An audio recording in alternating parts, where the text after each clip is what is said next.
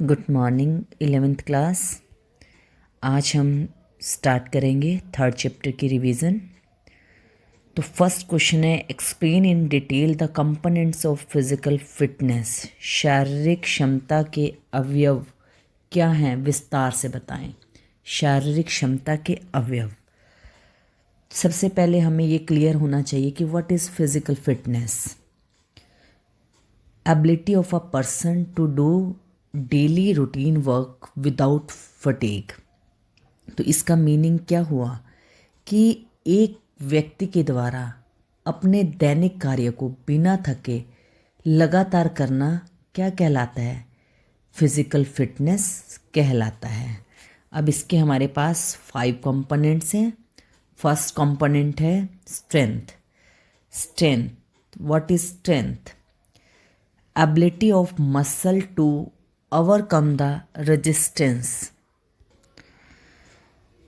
Ability of muscles to overcome the resistance meaning शक्ति, प्रतिरोध पर काबू पाने की योग्यता।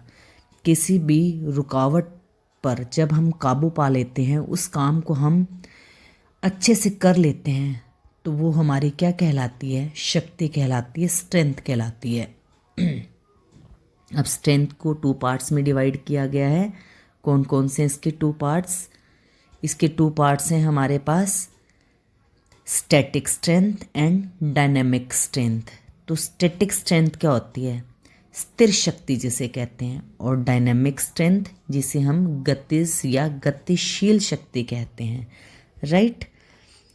अब स्थिर शक्ति तो हमारी वह शक्ति है जिसमें हम कोई भी काम करते हैं तो उसमें कोई बदलाव दिखाई नहीं देता, वो होती है स्थिर शक्ति। और दूसरा है हमारे पास डायनेमिक स्ट्रेंथ, गतिशील शक्ति, जिसमें हम कोई भी गतिविधि या कार्य करते हैं तो वो हमें होता हुआ प्रतीत होता है। जब हम किसी काम पर अपनी शक्ति लगाते हैं तो वो हमें होता हुआ प्रतीत होता है, और डायनेमिक स्ट्रेंथ कहलाता है गति शक्ति। डायनेमिक स्ट्रेंथ को 3 पार्ट्स में डिवाइड किया गया है। कौन कौन से? फर्स्ट है मैक्सिमम स्ट्रेंथ, फिर है एक्सप्लोसिव स्ट्रेंथ, और थर्ड है स्ट्रेंथ इंडोरेंस। फर्स्ट है मैक्सिमम स्ट्रेंथ। मैक्सिमम स्ट्रेंथ क्या होगा? अधिकतम शक्ति, ज़्यादा से ज़्यादा शक्ति जब हम किसी काम पर लगाते हैं तो वो मैक्सिमम स्ट्रेंथ कहलाता है। एक्सप्लोसिव स्ट्रेंथ, एक्सप्लोसिव स्ट्रेंथ होते है विस्फोटक शक्ति। जब हम किसी काम पर अचानक अपनी शक्ति का विस्फोट करते हैं, सहसा शक्ति, अचानक शक्ति लगाते हैं, तो वो एक्सप्लोसिव स्ट्रेंथ कहलाता है। और थर्ड है स्ट्रेंथ इंडोरेंस, शक्ति सहनशीलता। जब हम किसी काम को लंबे समय तक करते हैं और हम उसमें अपनी शक्ति को बनाए रखते हैं, अपनी ताकत को बनाए रखते हैं, तो वो स्ट्रेंथ इंडोरेंस कहलाता है, शक्ति सहनशीलता कहलाता है। ये तो हमारा फर्स्ट कंपोनेंट कंप्लीट हुआ, स्ट्रेंथ। अब नेक्स्ट है हमारे पास एंडोरेंस। एंडोरेंस क्या है? एंडोरेंस ध्यान से देखें आप, एबिलिटी टू कंटिन्यू और सबस्टांस द वर्क और activity for a long duration. जब किसी काम को हम लंबे समय तक बनाए रखते हैं, जारी रखते हैं, करते रहते हैं, और उस कार्य को लंबे समय तक बनाए रखने की जो हमारी योग्यता है वो क्या कहलाती है? एंडोरेंस कहलाती है, सहनशीलता कहलाती है। तो सेकंड पार्ट है एंडोरेंस, सहन शक्ति, जो कि किसी काम को लंबे समय तक करने की योग्यता है। अब इसके 2 पार्ट्स हैं हमारे पास। कौन कौन से हैं इसके 2 पार्ट्स? फर्स्ट है हमारे पास एनारोबिक एंडोरेंस, और सेकंड है एरोबिक एंडोरेंस। एनारोबिक, जब हम किसी काम को, फर्स्ट है हमारे पास anaerobic. Anaerobic, anaerobic short term, जो छोटे टाइम के लिए हम कोई भी काम करते हैं। This type of endurance is needed in sports where the action और movement is only for short duration.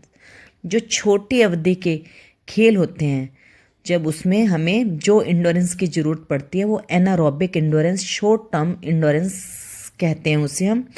और नेक्स्ट है हमारे पास एरोबिक इंडोरेंस। ये है हमारी long term. This type of endurance is needed in sports where the action और moment is for a longer duration. जब कोई काम, हम कोई भी एक्टिविटी लंबे समय तक करते हैं और उस लंबे समय तक उस एक्टिविटी को बनाए रखने के लिए हमें ऑक्सीजन की ज़रूरत पड़ती है, तो वो एरोबिक एंडोरेंस कहलाती है।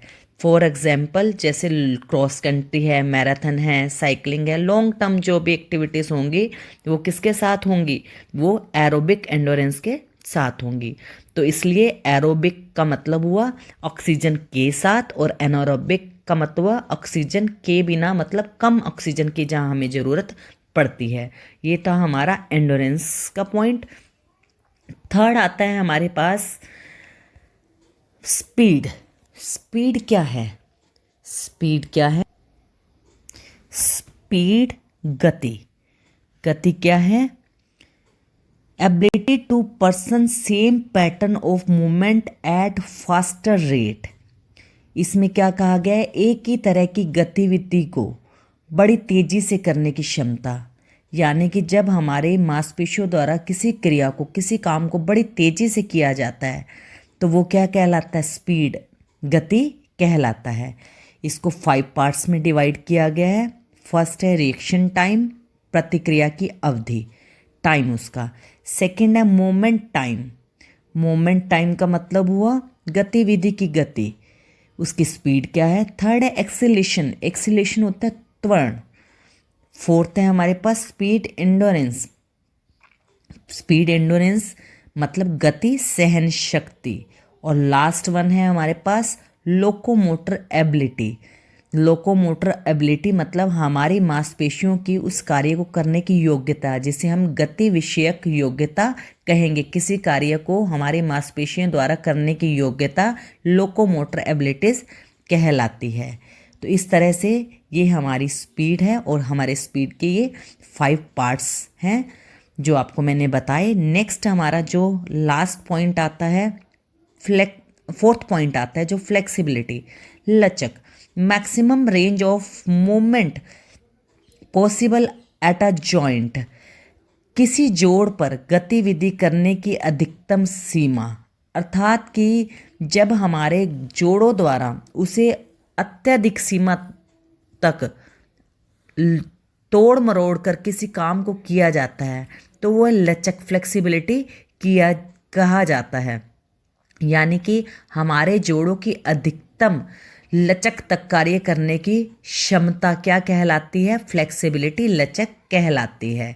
तो इसको भी हमने पहले 2 पार्ट्स में डिवाइड किया। फर्स्ट है इसका पैसिव फ्लेक्सिबिलिटी और सेकंड है हमारा एक्टिव फ्लेक्सिबिलिटी। अब पैसिव फ्लेक्सिबिलिटी क्या है, ध्यान दें जरा। Can be divided into 2 parts. और फिर हम एक्टिव फ्लेक्सिबिलिटी को 2 पार्ट्स में डिवाइड करते हैं। वो कौन कौन से होंगे? वो हमारे पास हैं एक तो स्टैटिक और एक डायनामिक।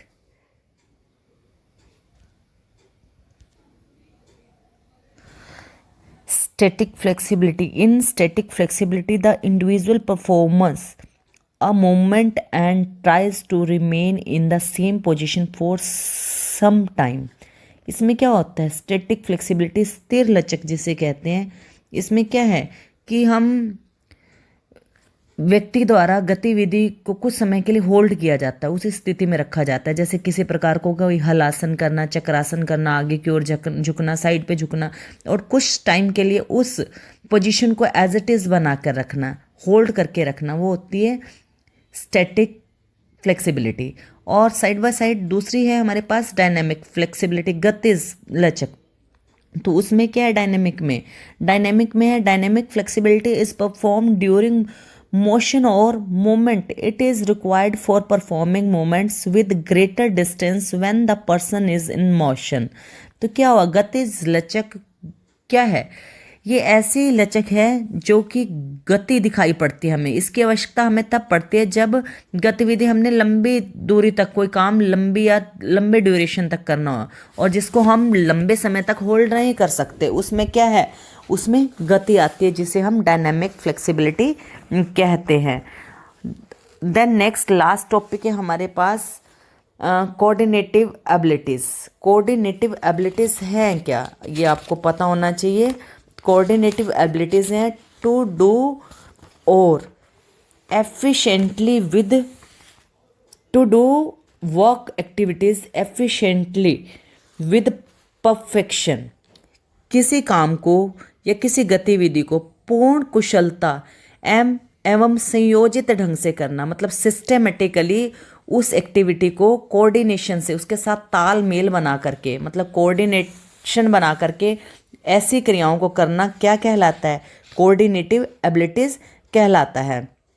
जैसे कि हम कोई भी काम किसी मतलब रिदम के साथ करते हैं, या कोई भी हम गेम कर रहे हैं तो उसमें हमारी बॉडी का उस गेम के साथ पूरा कोऑर्डिनेशन होता है, तो वो होती है हमारी कोऑर्डिनेटिव एबिलिटीज, समन्वयकारी योग्यताएं जिसे कहा जाता है।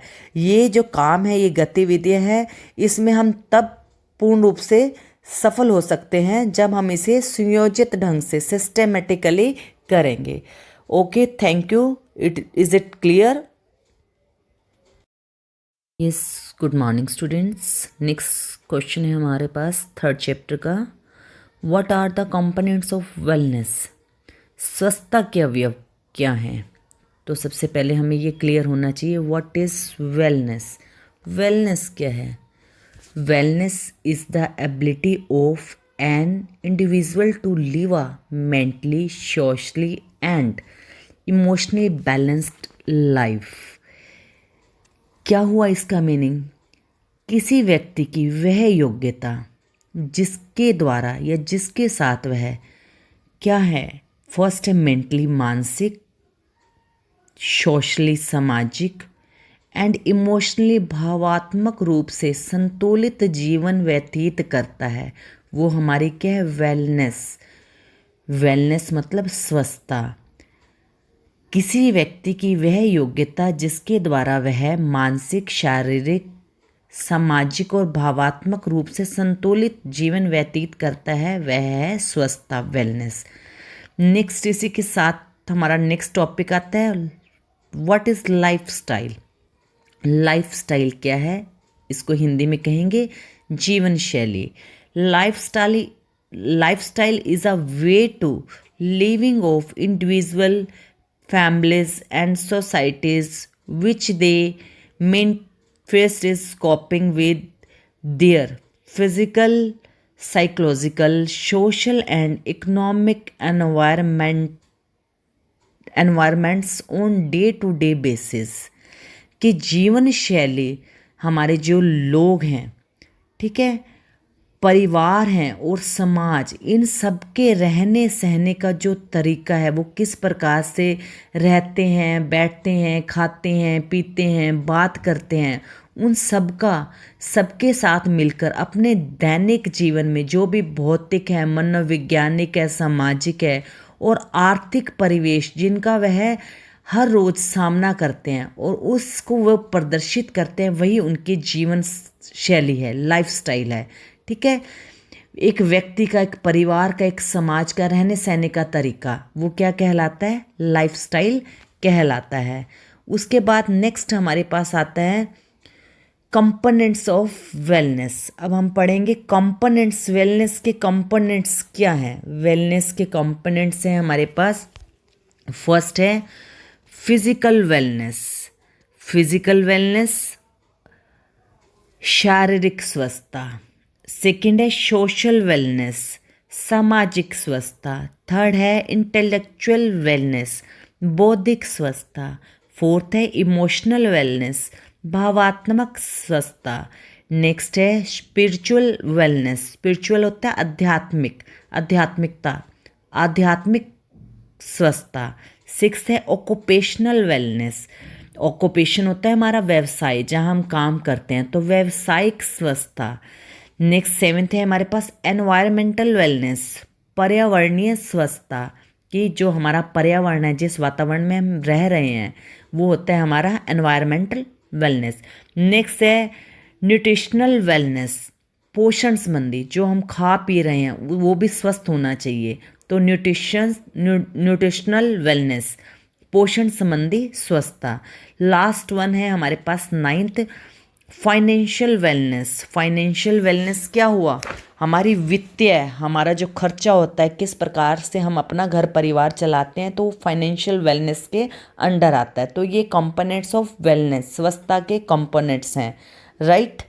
अब मैं आपको थोड़ा सा डिटेल में सभी कंपोनेंट्स एक्सप्लेन करूँगी। फर्स्ट जैसे था फिजिकल वेलनेस। तो physical wellness involves aspects of life that are necessary to keep yourself in top condition. तो शारीरिक स्वस्थता में जीवन का एक ऐसा पहलू आता है जो स्वयं को शीर्ष, सबसे ऊपर की स्थिति में रखता है, ठीक है। इसमें क्या हुआ? Physical wellness promotes proper care of our bodies for optimal health and functioning. तो इसमें क्या है? शारीरिक स्वस्थता उत्तम स्वास्थ्य और काम काज के लिए हमारी उचित शरीर की उचित देखभाल करने को बढ़ावा देती है। अर्थात हम अगर डेली काम, अपना डेली का जो वर्क है, अच्छी तरह से अपने काम को करते हैं, तो इसका मतलब है हम क्या हैं? फिजिकल फिट हैं। तो वो हमारी शारीरिक स्वस्थता का ही एक पार्ट होगा। सेकंड है जैसे हमारे पास सोशल वेलनेस। तो सोशल वेलनेस में भी आपको क्लियर हो रहा है सामाजिक स्वस्थता। Social wellness refers to the relationship we have and how we interact with others. तो इसमें भी हमें क्लियर हुआ सामाजिक स्वस्थता से हमारा जो अभिप्राय है, हमारे रिश्ते और हम दूसरों के साथ कैसे संपर्क में आते हैं, क्या संपर्क करते हैं, हमारा व्यवहार कैसा है, एक व्यक्ति दूसरे व्यक्ति के साथ किस प्रकार का समाज में संपर्क बनाए हुए, वह एक सामाजिक प्राणी है। और सामाजिक प्राणी होने के नाते उसको सभी के साथ अच्छा व्यवहार रखकर, सभी के साथ समायोजित होकर अपने जीवन को जीना चाहिए। तो वो हमारी सोशल वेलनेस कहलाती है, राइट। अब नेक्स्ट है हमारे पास, थर्ड है इंटेलेक्चुअल वेलनेस। तो इंटेलेक्चुअल वेलनेस क्या होता है? बौद्धिक स्वस्थता। Intellectual wellness encourages learning. It is the ability to learn and use information effectively. तो इसमें क्या बताया? बौद्धिक स्वस्थता, ठीक है, सीखना, किसी चीज़ को सीखने के लिए अपने आप को तैयार रखना। यह जानकारी जो कि हमें प्रभावी ढंग से सीखने के लिए तत्पर रखती है, कि हमारे दिमाग को हमेशा क्या है? हमारे दिमाग को हमेशा एक्टिव रखती है कि हमें कोई भी काम है तो हमें उसे जल्दी से अच्छे से सीखना है। तो वो हमारी इंटेलेक्चुअल वेलनेस है कि हमारा दिमाग हमेशा किसी कार्य को सीखने के लिए तत्पर है। नेक्स्ट फोर्थ है emotional wellness. It is an important part of overall wellness. तो ये हमारा क्या है? ये हमारी स्वस्थता का संपूर्ण हिस्सा, विकास का हिस्सा है। एक समग्र स्वस्थता का संपूर्ण महत्वपूर्ण हिस्सा है इमोशनल वेलनेस। तो इसमें क्या होना चाहिए? इसमें होना चाहिए emotional wellness inspires self care, relaxation, stress reduction and the development of inner strength. तो ये क्या करता है?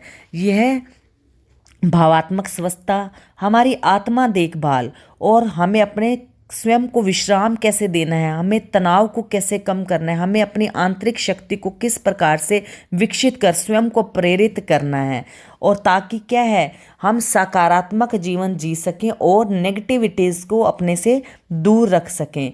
तो ये था हमारा इमोशनल वेलनेस, अपने इमोशंस पर कंट्रोल रह करके एक पॉजिटिव जीवन को जीना, पॉजिटिव रहना हमेशा। नेक्स्ट है हमारे पास फिफ्थ टॉपिक है हमारा spiritual wellness. Spiritual wellness is a person matter involving values and beliefs that provides a purpose in our life. While different individuals may have different views of what spiritualism is, it generally considered to be the search for meaning and purpose in human exercise, leading one to strive for a state of harmony with oneself and other while working to balance inner needs with the rest of the world. तो इसमें क्या बताया गया? आध्यात्मिक स्वस्थता हमारे जो मूल्य हैं, हमारे जो विश्वास हैं को शामिल करने वाला व्यक्तिगत मामला है, जो हमारे जीवन का एक उद्देश्य है। जब हम आध्यात्मिक होते हैं तो क्या होता है, हमारे बारे में व्यक्तियों के अलग अलग विचार हो जाते हैं। इसे हम आमतौर पर मानव का अस्तित्व मानते हैं कि उद्देश्य की खोज के रूप में हमने इसे माना कि जिससे एक व्यक्ति अपने अंदर और दूसरों के साथ सद्भावना रखने का प्रयास करे। ऐसी स्थिति जिसमें कि व्यक्ति अध्यात्म को समर्पित हो, अच्छे भाव रखे और दूसरों के साथ दूसरों की ज़रूरतों के साथ मिलकर समन्वय बनाने का प्रयास करे, जिससे कि वे एक अच्छा जीवन, शांत जीवन, शांतिपूर्ण जीवन व्यतीत कर सके। नेक्स्ट है हमारे पास occupational wellness. Occupational wellness inspire us to prepare for work in which we will gain personal satisfaction and find enrichment in our life. व्यवसायिक स्वस्थता हमें उस कार्य के लिए तैयार करने के लिए प्रेरित करती है जिसमें हम व्यक्तिगत संतुष्टि को प्राप्त करते हैं और अपने जीवन में समृद्धि पाते हैं। जो काम हम करते हैं, जो व्यवसाय हम करते हैं, उसके साथ हमारे आराम के संतुलन को भी दर्शाती है। ताकि हम कोई काम कर रहे हैं तो उस काम को करने में क्या है, हमें आराम भी होना चाहिए, हमें किसी तरह की टेंशन नहीं होनी चाहिए, तभी तो हम स्वस्थ हैं। अगर हमें किसी काम को लेकर के टेंशन है तो वो काम क्या है, हमारे लिए स्वस्थता नहीं बल्कि एक बीमारी का कारण बन जाएगा। तो ऑक्यूपेशनल वेलनेस से अभिप्राय है जिस जगह हम काम कर रहे हैं वहाँ पर हमें क्या होना चाहिए, वहाँ पर हमें शांत रहकर अपना काम करना चाहिए, जिससे हम ऑक्यूपेशनल वेलनेस कहते हैं, उससे हम स्वस्थ रहेंगे। एनवायरमेंटल, नेक्स्ट है environmental wellness. The core principle of environmental wellness is respect for all nature and all species living in it. Okay, पर्यावरणीय स्वच्छता का मूल सिद्धांत है कि प्रकृति और प्रकृति में रहने वाली सभी प्रजातियों का सम्मान करना, किसी को हार्म ना करना, किसी को नुकसान ना पहुंचाना। ठीक है, जिस प्रकार से हम एक अच्छा जीवन व्यतीत कर रहे हैं उसी तरह से प्रकृति में बहुत सी चीज़ें हैं जो कि अपना जीवन यापन कर रही हैं, जीवन बिता रही हैं। तो ऐसे में हमें किसी चीज़ को क्या है, नुकसान नहीं पहुंचाना चाहिए। पर्यावरणीय स्वच्छता एक स्वस्थ वातावरण को बढ़ावा देती है। अगर हमें पर्यावरणीय स्वच्छता के बारे में ज्ञान होगा तो हमारी आदतें अच्छी होंगी तो हम अपने पर्यावरण को स्वस्थ रखने के लिए हमेशा जागरूक रहेंगे। और अगर हम अपने पर्यावरण को स्वस्थ रखेंगे तो ऑब्वियस है हमारा एनवायरनमेंट बढ़िया होगा, और हम बढ़िया एनवायरनमेंट में जब जीवन बिताएंगे तो क्या है, हम एक अच्छा सकारात्मक पॉजिटिव जीवन व्यतीत करेंगे। नेक्स्ट है हमारे पास nutritional wellness. Nutritional wellness is the science that looks at the relationship between our diet and our health. तो ये क्या है, पोषण संबंधी वह विज्ञान, वह स्वस्थता है जो हमारे आहार और हमारे स्वास्थ्य के बीच के संबंध को दर्शाती है कि हमारा आहार, जो हमारा भोजन है वह कैसा है। अगर हमारा भोजन अच्छा है तो उससे हमारा स्वास्थ्य अच्छा रहेगा। हमें हमेशा कैसा भोजन खाना चाहिए, हमें एक बैलेंस डाइट लेनी चाहिए, हमें संतुलित आहार खाना चाहिए जिसमें सभी पोषक तत्व उचित मात्रा में विद्यमान हो, सबकी बैलेंस क्वांटिटी होनी चाहिए, जिससे कि शरीर को प्रोटीन, कार्बोहाइड्रेट्स, विटामिन्स, ये सभी जो पोषक तत्व हैं हमारे शरीर को उचित मात्रा में मिले। लास्ट वन है हमारे पास financial wellness involves the process of learning how to successfully manage financially expenses। कि ये हमें क्या बताता है, वित्तीय स्वच्छता हमें यह बताती है कि वित्तीय खर्चों को हमें किस प्रकार से सफलतापूर्ण उनका मैनेजमेंट, प्रबंधन करना है, कि हमारे पास कितनी अर्निंग है और हमें कैसे उस अर्निंग के साथ अपने सारे खर्चों को पूरा करना है, जिससे कि हमारा एक अच्छा संतुलित जीवन जी सकें। अगर हमारा फाइनेंशियल मैनेजमेंट नहीं होगा, आय कम होगी, इनकम कम होगा, खर्चा ज़्यादा होगा, तो इससे क्या है, फैमिली में टेंशन्स बढ़ेंगी और क्या है, चिंता बढ़ेगी, बीमारियां आएंगी, घर का बजट बिगड़ जाएगा। तो इस तरह से क्या है, घर में आर्थिक तंगी हो जाएगी, हम स्वतंत्र रूप से जीवन व्यतीत नहीं कर पाएंगे।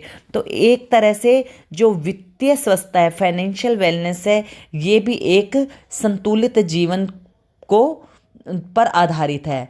तो ये हमारे कंपोनेंट्स थे वेलनेस के, जो मैंने आपको क्लियर किए। आई थिंक आप सबको क्लियर हो गए हैं। Thank you. अब नेक्स्ट टॉपिक हम कर रहे थे, नेक्स्ट टॉपिक हमारा था importance of healthy lifestyle. Lifestyle के बारे में मैंने आपको बताया कि हमारा जीवन जीने का तरीका हमारा लाइफस्टाइल कहलाता है। तो इसके इम्पोर्टेंस क्या होंगे? इसकी इम्पोर्टेंस है, फर्स्ट हमारे पास improvement in abilities, living life in a healthy lifestyle plays an important role in improving our habits. तो क्या है? एक स्वस्थ जीवन शैली हमारी योग्यताओं के विकास के लिए बहुत महत्वपूर्ण भूमिका निभाती है। हमारी योग्यताएं क्या क्या है? Are strength, speed, flexibility, endurance, coordination and reaction time. All abilities are improve to a great extent. तो हमारी स्ट्रेंथ है, हमारी शक्ति है, गति है, लचक है, सहनशीलता है, समन्वय है, प्रतिक्रिया समय, ये सब भी काफ़ी हद तक क्या है, ये बढ़ जाती हैं। कब बढ़ जाती हैं? जब हमारा लाइफस्टाइल अच्छा होगा, हम स्वस्थ होंगे, तो ये सारी जो डेली रूटीन की ज़रूरतों के साथ, जिनके साथ हम अपना काम करते हैं, वो हमारी सभी ज़रूरतें शरीर की, स्पीड का बढ़ना, लचक का बढ़ना, इंडोरेंस, तो अगर ये सब अच्छे होंगे तो हमारा हर काम आसानी से होगा। सेकंड है, इम्पोर्टेंस क्या है हेल्दी लाइफस्टाइल का? Reduces health problem. ऑब्वियस है कि हमारी जो हेल्थ प्रॉब्लम्स हैं वो क्या है, वो क्योर हो जाएंगी। अ healthy lifestyle prevents us from various disease like cardiac disorder, diabetes, cancer, asthma, obesity and many more chronic problems.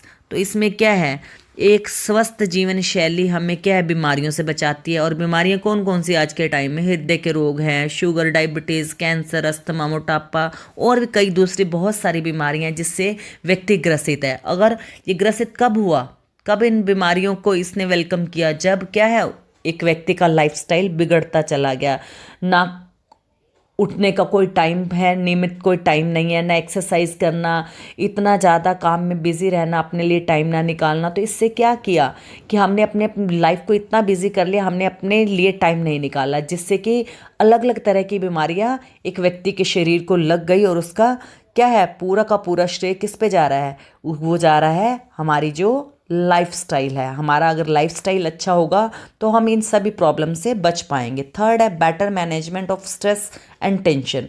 क्या है कि बेटर मैनेजमेंट, हमारा जो emotional stress leads to anxiety and then to depression. Better management संवेगात्मक तनाव के कारण चिंता और तनाव को पैदा करता है। तो क्या है, तो हमें इन तनाव, इस चिंता को दूर करना है। अगर ये तनाव और चिंता दूर हो जाएगी तो हमारी विभिन्न प्रकार की बीमारियां भी दूर हो जाएंगी। विभिन्न प्रकार की बीमारियां, भूख ना लगना, नींद ना आना, बेचैनी रहनी, और ये सब क्या है, जब हमारा लाइफस्टाइल अच्छा नहीं होता। अगर लाइफस्टाइल अच्छा होगा तो हम स्वस्थ होंगे, हम स्वस्थ होंगे तो हर किसी काम को अच्छे से कर पाएंगे, हमारा आत्मविश्वास बढ़ेगा, जिससे कि हर काम अच्छे तरीके से किया जा सकेगा। फोर्थ है हमारे पास इंक्रीजिंग सेल्फ कॉन्फिडेंस, सेल्फ आत्मविश्वास में बढ़ोतरी। वो मैंने अभी आपको बताया कि अगर जीवन शैली अच्छी है तो व्यक्ति का स्वास्थ्य अच्छा है। अगर व्यक्ति का स्वास्थ्य अच्छा है तो वह किसी भी काम को अच्छे तरीके से करेगा। अगर वह किसी भी काम को अच्छे तरीके से कॉन्फिडेंटली करेगा तो ऑब्वियस है उसका क्या है, सेल्फ कॉन्फिडेंस इंक्रीज होगा, बढ़ेगा। नेक्स्ट है increases the level of energy. अब अच्छा लाइफस्टाइल होगा तो क्या है, हमारी जो ऊर्जा, एनर्जी का लेवल है, स्तर है, वो भी बढ़ जाता है। वो कैसे बढ़ता है? A healthy lifestyle increases the level of energy. An individual with a healthy lifestyle feel more energetic, which means more, मतलब energetic उसके साथ जीतता है कि मेरे पास एक्स्ट्रा एनर्जी है, कि मैं किसी भी काम को बड़े आसानी से कर सकता हूँ।